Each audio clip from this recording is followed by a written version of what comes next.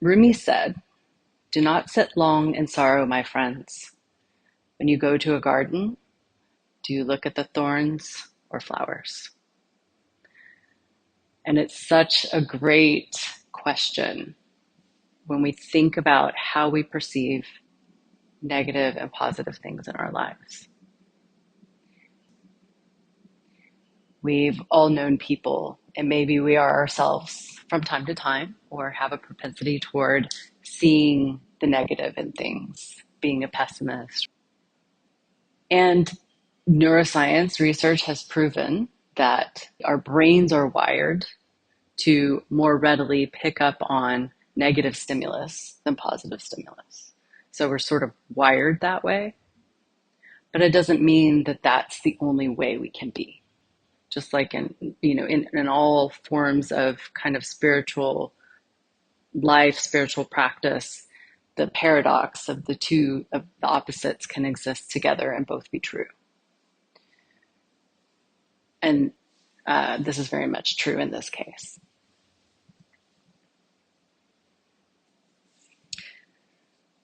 And that brings me to my topic for today, which is joy.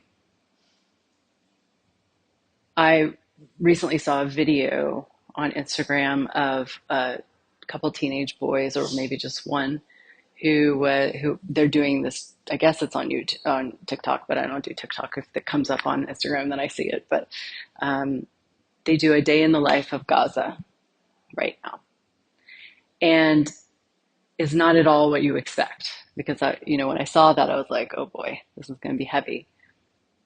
But it shows them walking around. They go to this place to buy bread. He mentions that the cost of bread has gone up because there's a shortage of flour. But then he goes to where the other kids are, and they're preparing for this chess tournament, and they're all excited, and they're laughing, and there's so much joy. And while you see this, you're also seeing, the destruction of the buildings behind them, and the tents and the temporary buildings that they're living in all around them. But there's no denying their joy.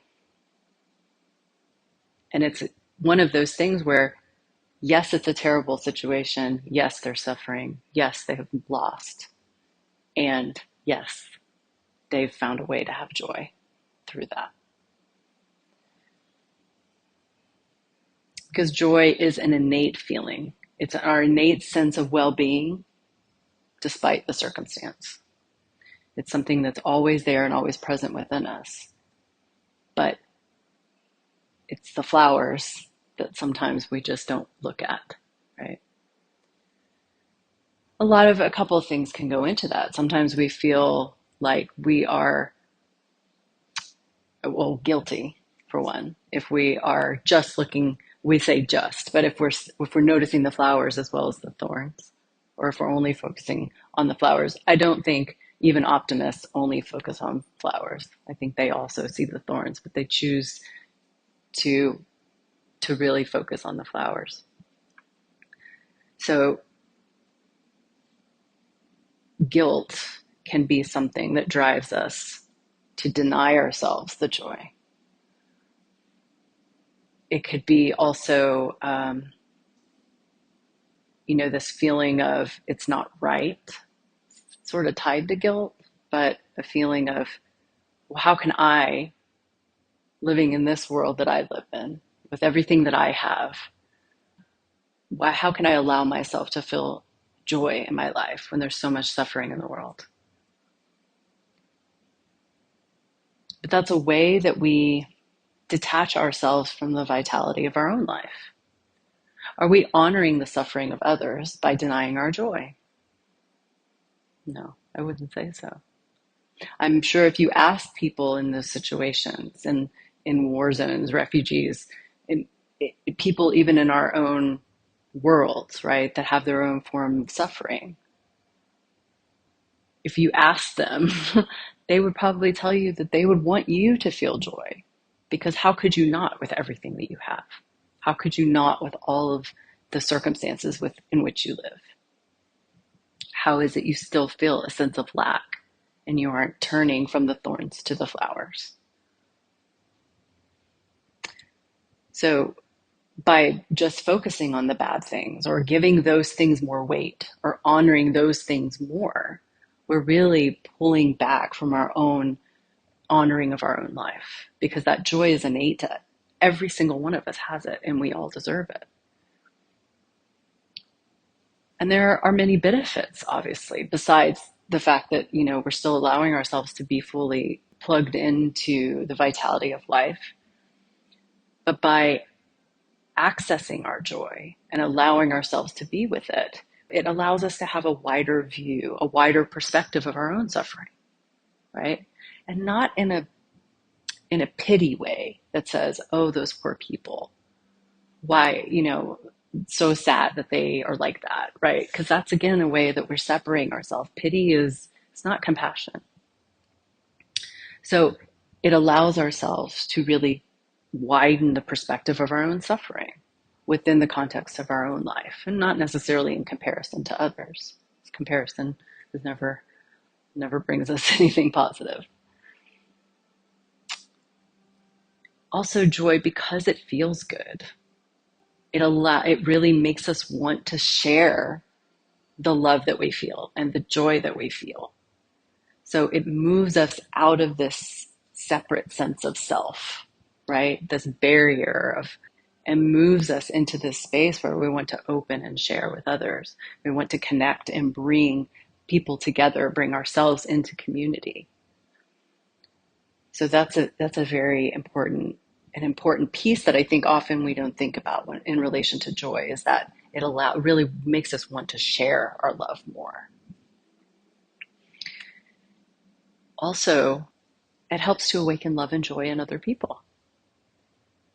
When we are working from the core of our joy, no matter what the circumstances are in our lives, other people pick up on that.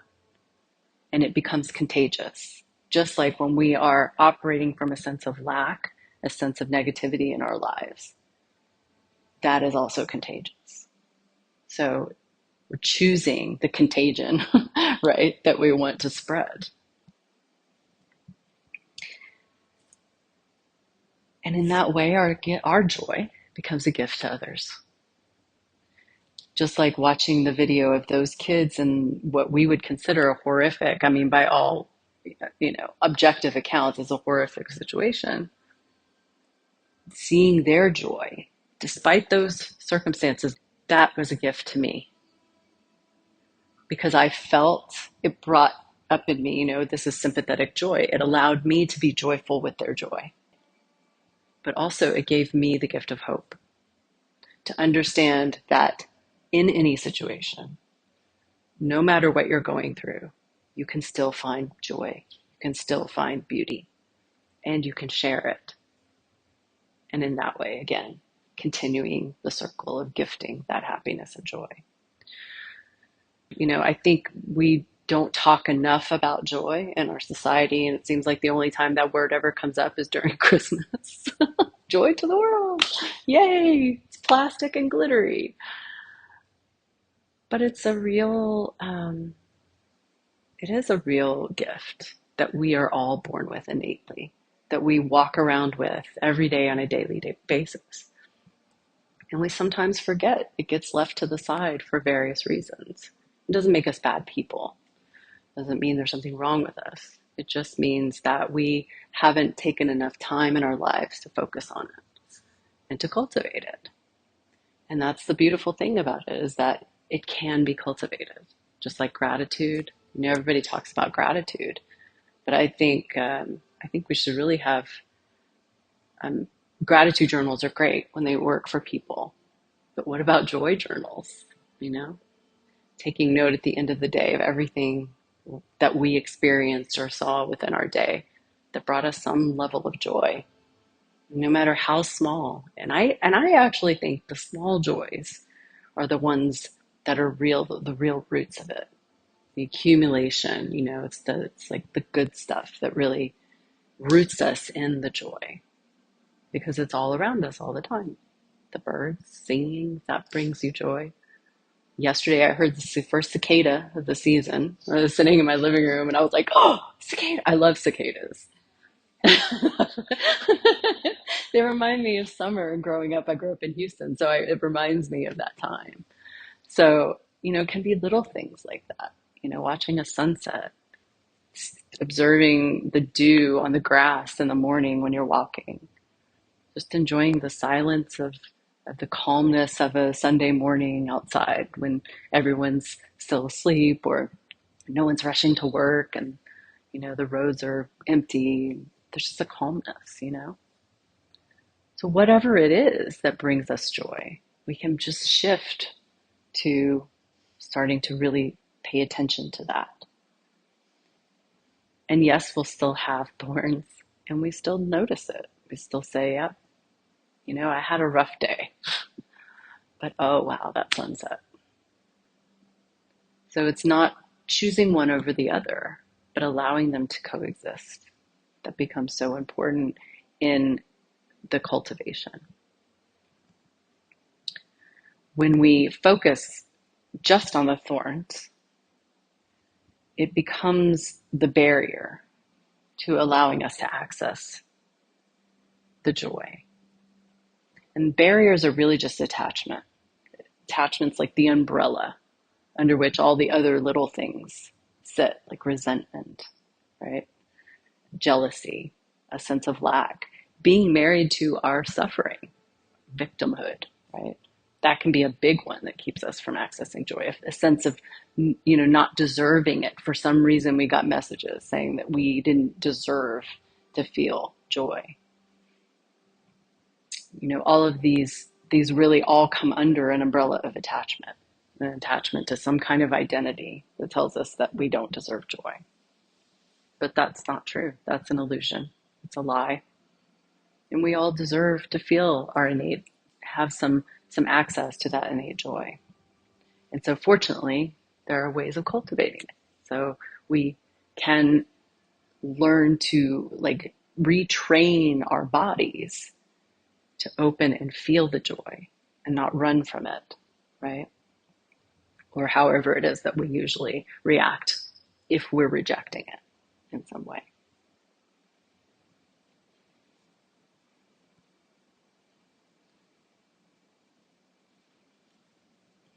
So we aren't, doomed to this wiring that our brain has of sensing the negative. I mean, that's like an old thing that we needed for survival, right? And to some extent, we still need it.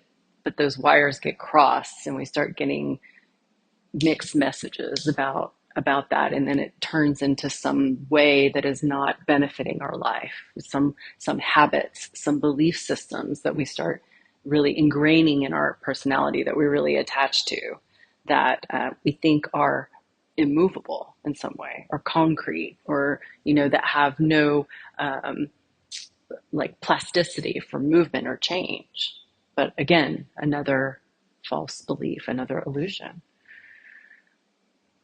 So there, just like in a lot of these practices in meditation, for example, in metta meditation, which is a loving kindness meditation, there are certain things we can actually do to go through, almost like mantras, but not really mantras, things that we can say and work through to start to build and access the feelings of loving kindness. And we can do the same thing with joy. We can do it, and we'll do it here. In the guided meditation as well. But the main thing is that we start with the intention to be happy, and not happy like superficial happy, but like to be joyful. And we can even sit and ask ourselves, do I want to be joyful? Do I want to be happy? Of course, everybody is going to say yes, but then we say, well, what is standing in my way? What am I doing that is cutting me off from accessing that joy? Starting with the intention is so important. Saying just internally, I want to be happy. This is a very concrete, very grounded sort of intention. It's not woo-woo. It's not like up in the clouds and, Pollyanna thinking. I want to be joyful. I want to be happy. And we start to really identify that desire within ourselves. In the Buddhist teachings, they say that the capacity for joy grows out of the purity of heart that is natural to us when we take the time to listen. And that's so important. And that's one of the key benefits to meditation is what we're doing when we meditate is we're sitting and listening. You know, like I like this thing that the distinction that a couple of people have made that prayer is talking to God, meditation is listening. And that's one way of putting it, you know, just depending on your own belief system. But we're listening. We're listening to what we are, what we need, what we want, what we're actually doing rather than what we think we're doing, right? What we're responding to, how we're acting in the world rather than how we think we're acting. It can be difficult to face because we can sometimes, like, that mirror can be like, oh, I didn't know I did that. I didn't know, you know what I mean? So we have to be open to the difficulty. But the point is that it comes from this capacity, this innate capacity that every one of us is born with, that of this purity of heart that we all have. So we begin to train the mind and the body to work together to register joy, right? When we're really like seeing it in our everyday lives, we're observing it. Oh, that made me feel so good. You know, it's just like a blossoming from within. And then if we're in a moment where we're in a particularly difficult time in our life and we just feel like everything keeps going wrong, no matter how hard we try, we are trying to not be caught in it. We can be in a difficult moment and we can just stop ourselves in that moment and say, look around. Where is the joy in this moment? Where is the joy in this moment? And there's always something, no matter how small it is. There's always something. So just few little ways in which we can start to bring that into our everyday life. Now, when we're on the cushion like this, we bring up things intentionally that we remember, like memories. This is when we're sitting and using our thinking to benefit us, right? So we're sitting, bringing those things to mind, accessing the feelings, bringing the feelings up, and then allowing ourselves to get to know it, allowing ourselves to be with it, allowing it to grow within us. How does it feel in the body? What do we notice how do we notice we're in relationship to those feelings as they come up? Sometimes we surprise ourselves, like, oh, it feels great. Or other times it's like scary. For some reason, I'm afraid of it. And we don't analyze it, we just allow it. So we'll do that in this guided meditation today. So with that said, I'll just invite you to come into the posture that you prefer for today. I will invite you to come into your seated posture, and you are welcome to close your eyes, or if you prefer, having a soft gaze a couple feet in front of you.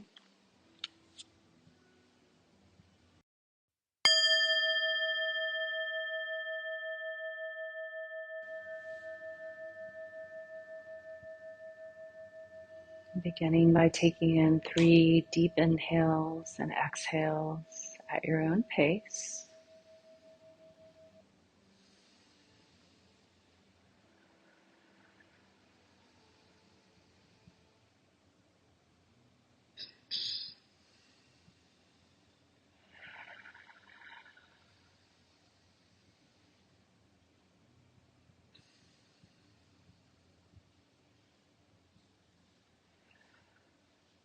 And allowing the breath to come into its natural rhythm.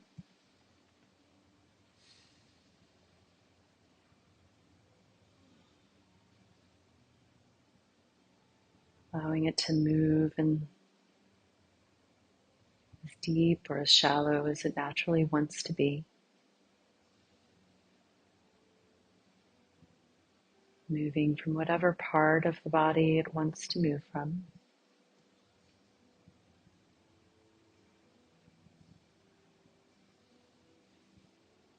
Without controlling, without directing it.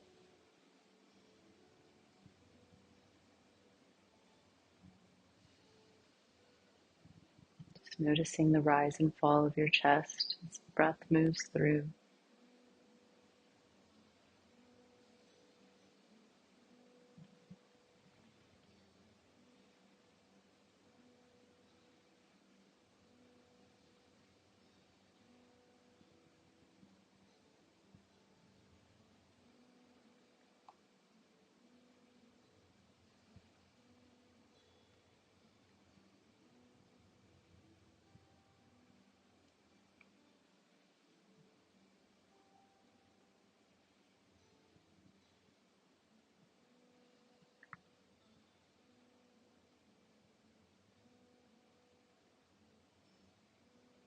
I invite you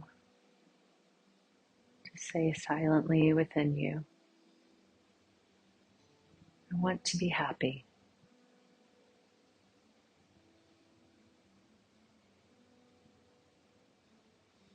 Allow a pause. Just notice how this intention feels within your body.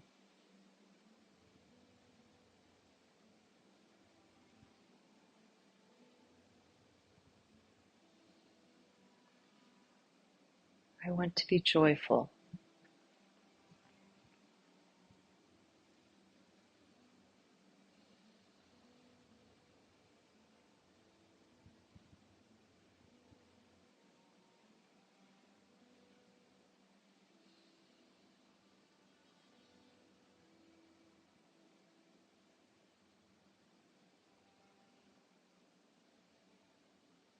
Now I invite you to bring to mind a moment in your life, whether it have been recent or sometime in the past,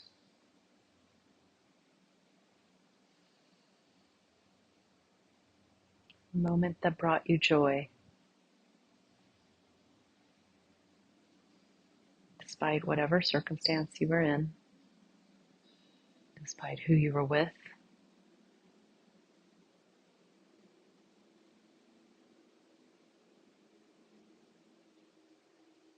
Something that filled you with warmth and joy, a sense of well-being for no particular reason.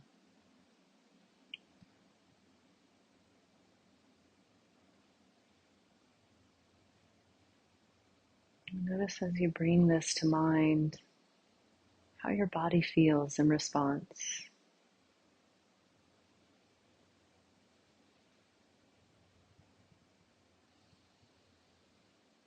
Allowing whatever comes up to arise without judgment, without resistance, driving it away, without attaching too tightly to it.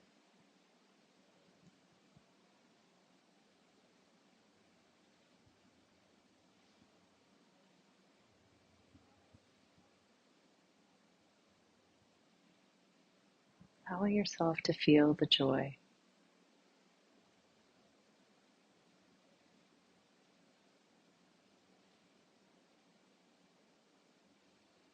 Noticing its presence.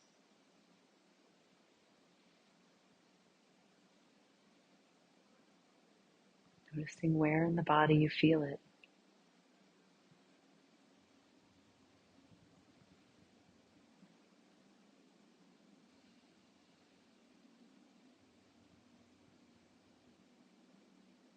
Noticing as you allow yourself to sit with it. If anything arises that tries to take you away from it.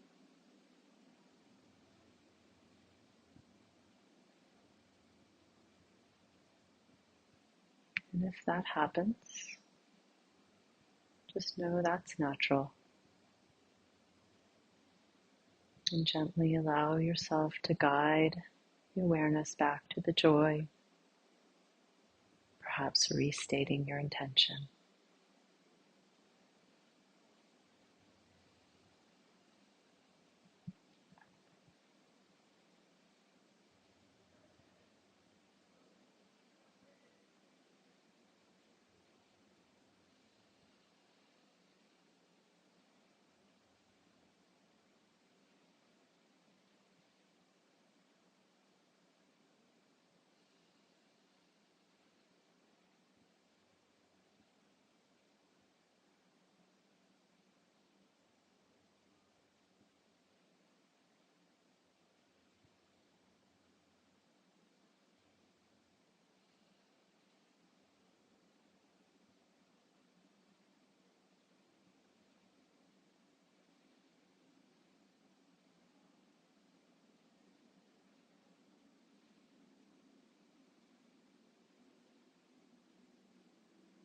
allowing yourself to listen to the joy, that happiness that is part of your core, the gift you were born with.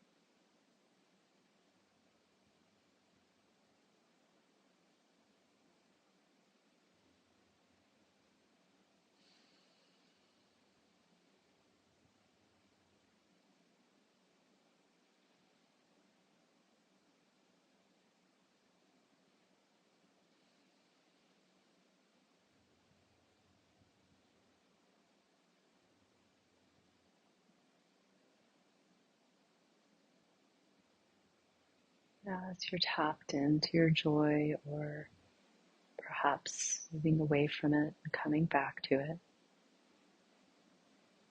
allowing a smile, the expression of your innate joy to appear upon your face, and also allow you and your body to be in touch with that even more fully.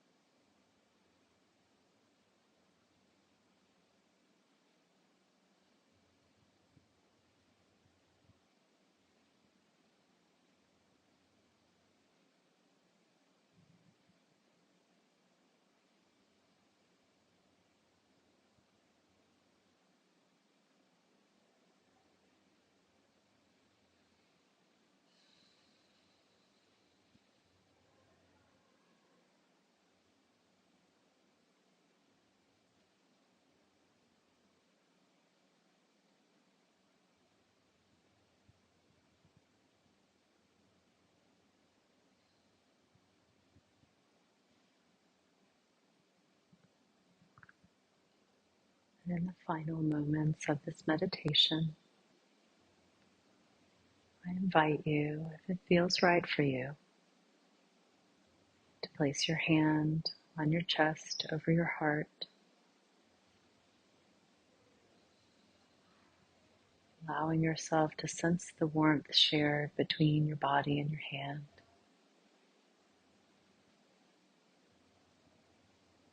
And offer yourself gratitude.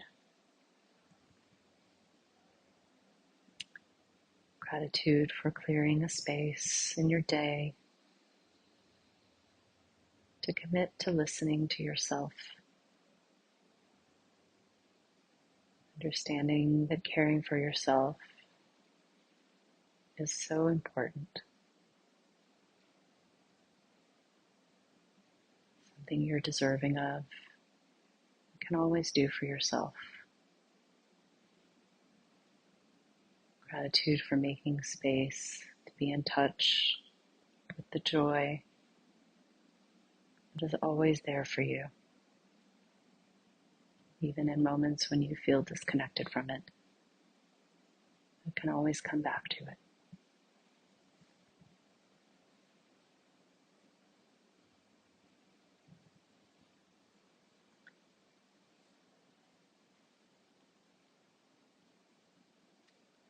Close out this meditation with this poem called Adrift by Nepo. Everything is beautiful, and I am so sad. This is how the heart makes a duet of wonder and grief. The light spraying through the lace of the fern is as delicate as the fibers of memory forming their web around the knot in your throat. The breeze makes the birds move from branch to branch, as this ache makes me look for those I've lost in the next room, in the next song, in the next laugh of the next stranger.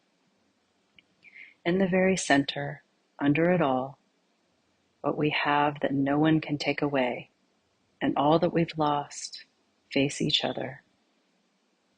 It is there that I'm adrift, feeling punctured by a loneliness that exists inside everything. I am so sad, and everything is beautiful.